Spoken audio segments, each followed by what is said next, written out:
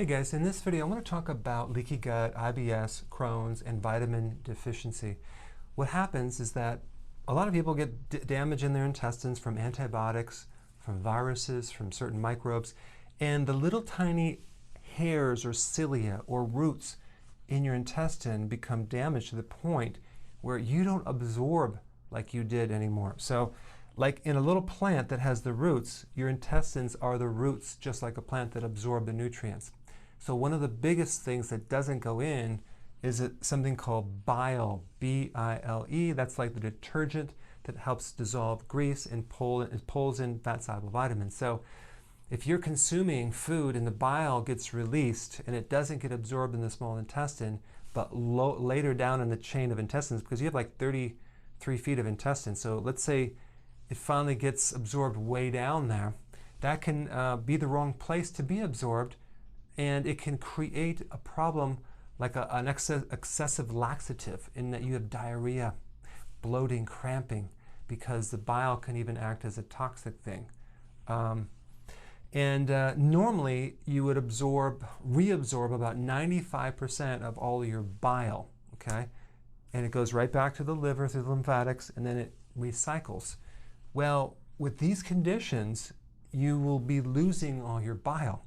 So there's going to be a point where you have too much bile, and then you don't hardly have any at all. So you can fluctuate between constipation and diarrhea all the time. So there's a couple things that you need to know about not having bile. Number one, that's when you start having vitamin deficiencies. So all the vitamin deficiencies of vitamin A would be vision problems at night, skin problems, sinus issues, all the inner skin, like your immune system. You're going to have those despite consuming vitamin A products because you don't have the bile, because the intestine is damaged. This is a big common cause of a lot of vitamin deficiencies. And then you have vitamin E. That's good for the heart. It's good for hormones. It's good for skin. So all of a sudden you have all this dry skin and you're wondering where that came from. Then you have vitamin D.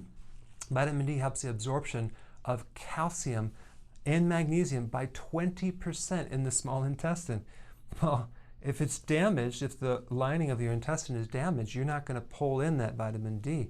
So right there goes the immune system. There goes the calcium. There goes the minerals. You can't pull these things in, and you can't sleep. It leads to a cascade of issues. So one of the remedies for these conditions is high amounts of vitamin D, if you can absorb them. Then you have K1 and K2. Those are involved with clotting, and K2 is involved with the mobilization of calcium out of the artery. So again, if you can't absorb those, you can have a lot of problems with the blood pressure, heart problems, arthritis, bursitis, things like that. Okay, so that's another cause of vitamin deficiency despite you eating them. So here's what you have to do. You have to heal the intestinal wall. So you're going to have to avoid a couple things. Of course, you're going to have to avoid the most obvious thing, which is gluten. Okay, you have to avoid all grains. If you have leaky gut, IBS, or Crohn's, and you're still doing grains, that is a huge problem for you. So, I mean, if we just eliminate grains, and even including gluten or not, probably a lot of your problems will clear right up. Dairy, if you have these issues, you're going to have allergies to dairy, so just cut the dairy out. You can't do cheese, you can't do milk. So those two things are the no-brainer. Of course, also what comes with that, with the breads, the pasta, cereal, crackers, biscuits, all that, and the sugar. So if we eliminate that, that's good. But there's things that you can do. Bone broth is a really good healer because it's loaded with the L-glutamine, which actually heals the lining of the intestine. You can take also a good probiotic. Sometimes some of these probiotics are too strong and they can create a war and more of a detox. So you might want to start off slowly. I like a microbe called Effective Microbes, and I'll put a link down below. You can get it on Amazon or another website. But Effective Microbes are a nice blend of a lot of different microbes that all work synergistically. Cabbage is one of the vegetables that it's really loaded with L-glutamine, and it's good for ulcers, and you can do cabbage juice. That's a real good healer of the intestines. Cabbage is good for heartburn.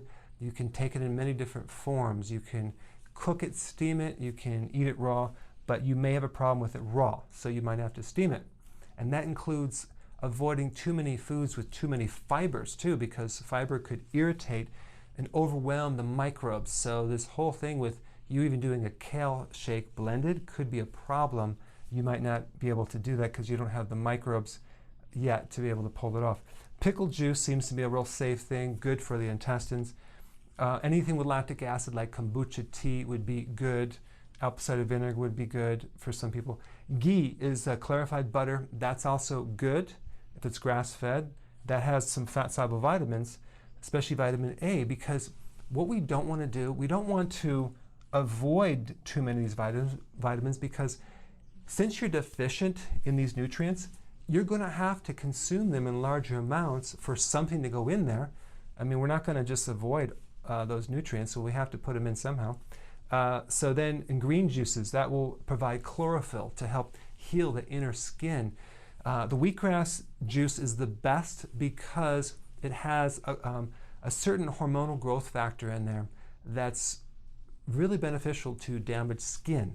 And all the inside of our intestines are basically kind of a skin. It's an inner skin. So that would be really good to clean and heal the intestines, okay? So anyway, so that's a summary of that. And if you have these conditions, it could be why you're deficient in these nutrients. All right? Thank you so much for watching.